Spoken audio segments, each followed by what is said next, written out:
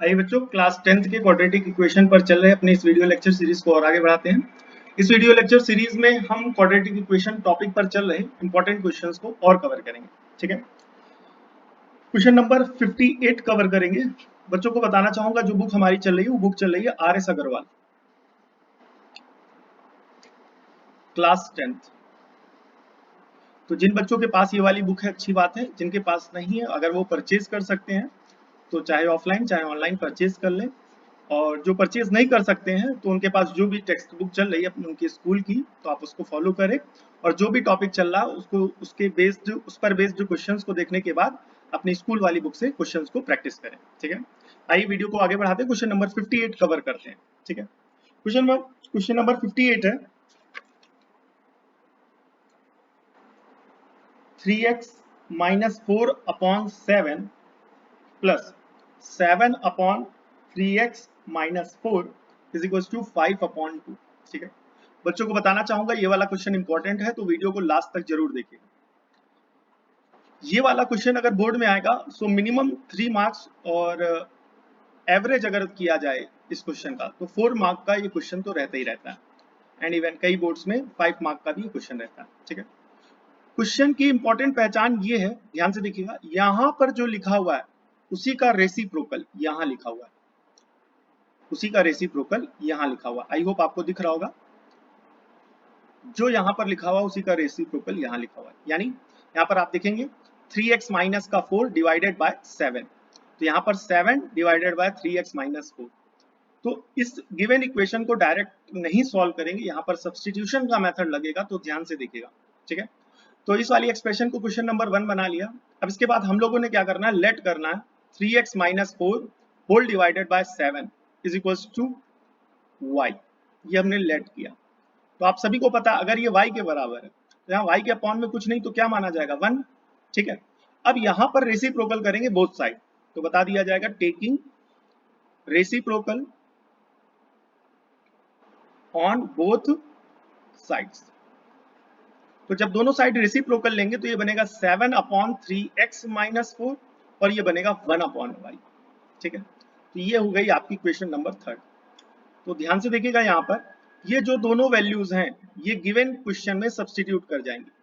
तो जहां जहां 3x माइनस 4 है यानी यहाँ पर हम सब्स्टिट्यूट करेंगे y, और जहां पर 7 अपॉन 3x माइनस 4 है वहां पर हम सब्स्टिट्यूट करेंगे 1 अपॉन y, वहां सब्स्टिट्यूट करेंगे 1 अपॉन y। सो लिखेंगे by equation first second and third. तो इक्वेशन फर्स्ट सेकेंड थर्ड को जब आप कंबाइन करेंगे तो क्या बनेगा, ध्यान से देखिएगा। इसकी जगह आप क्या लिखेंगे, इसकी जगह लिखेंगे आप y plus 1 upon Y is equal to 5 upon 2, और ये आपकी क्वेश्चन नंबर बन जाएगी क्वेश्चन नंबर 4। क्लियर हो गया। तो अब इसको सॉल्व करने के लिए इसके अपॉन में कुछ नहीं तो 1 एज ए एलसीएम आएगा और दोनों के डिनोमिनेटर यानी 1 और y का एलसीएम लिया जाएगा। तो जब आप 1 और y का एलसीएम लेंगे तो एलसीएम आ जाएगा y, यहाँ y को 1 से डिवाइड कराएंगे तो आएगा y, और वो y इस y से मल्टीप्लाई होकर के बनेगा y स्क्वायर प्लस, यहाँ पर जब आप इस y को इस y से डिवाइड कराएंगे तो जब y को y से डिवाइड कराएंगे आएगा 1, और 1 इस न्यूमरेटर से मल्टीप्लाई होकर के 1 1 जा 1 इज इक्वल टू 5 अपॉन 2। ठीक है, अब क्रॉस मल्टीप्लाई कराएंगे इस 2 का यहाँ पर और इस y का 5 से, तो ये बनेगा क्या 2y स्क्वायर प्लस का 2 is equal to 5 of y।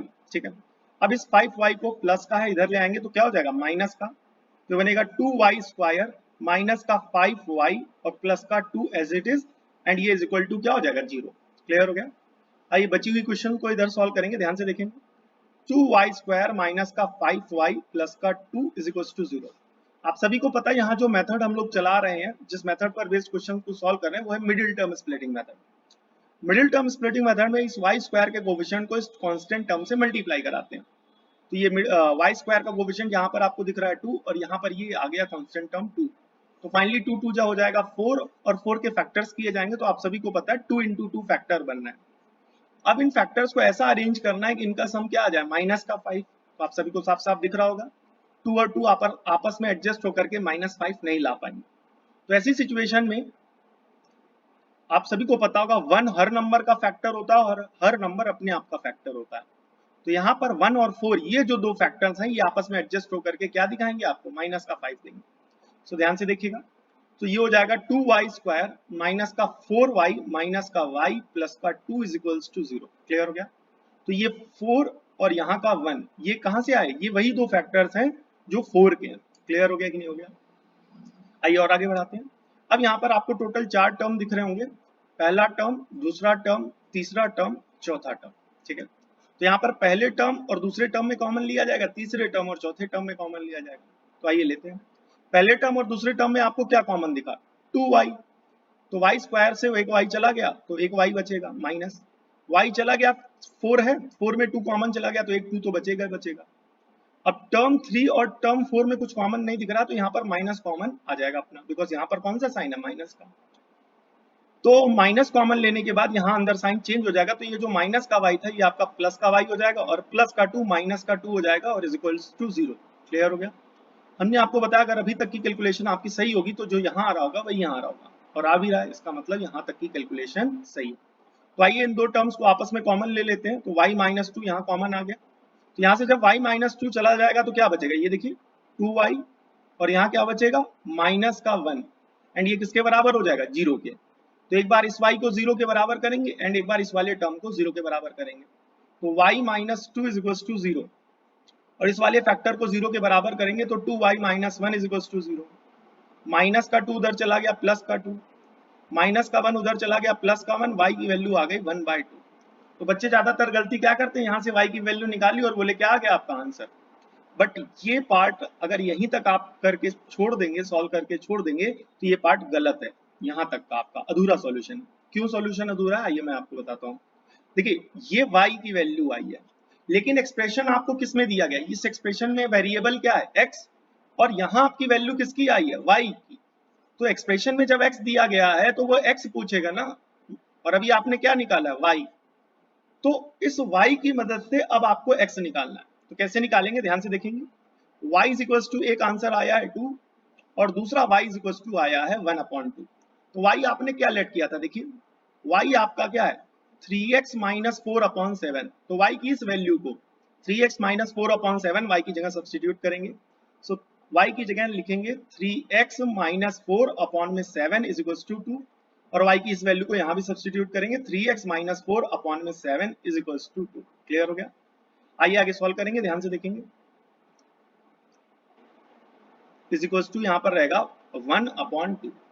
ठीक है, इसके अपॉन में कुछ नहीं तो 1, यहाँ पर क्रॉस मल्टीप्लाई होगा, तो ध्यान से देखिएगा, ये 1 इससे मल्टीप्लाई होगा और ये वाला 7 इससे मल्टीप्लाई होगा।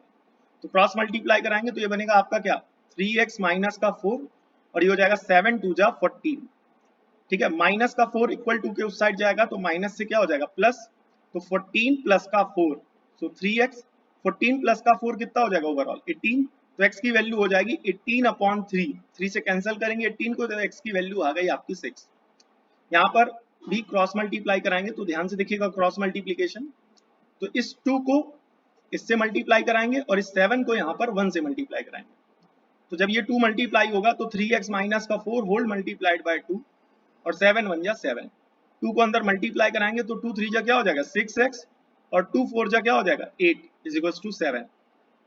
माइनस का 8 इक्वल टू के उस साइड जाएगा तो प्लस का 8 हो जाएगा, तो 7 प्लस का 8 तो 6x, 7 7 14, एंड फाइनली ये 15। तो x की वैल्यू आ जाएगी 15/6। फाइनली कैंसिल करेंगे 3 से, तो x की वैल्यू क्या आएगी 3 5 जा 15, 3 2 जा 6। तो एक आंसर ये आपका आ गया x की वैल्यू, और एक वैल्यू ये आ गई। ठीक है, तो आप सभी को पता है क्वाड्रेटिक में जो x की दो वैल्यूज आती हैं ये दो जीरोस होते हैं, पहले वाले को क्या बोला जाता है अल्फा, तो ये हो गया अल्फा आपका 6, एंड ये हो गया आपका बीटा 5/2। ठीक है, आई होप आपको ये वीडियो समझ में आया होगा। मिलते हैं नेक्स्ट वीडियो लेक्चर सीरीज में, तब तक के लिए जय हिंद।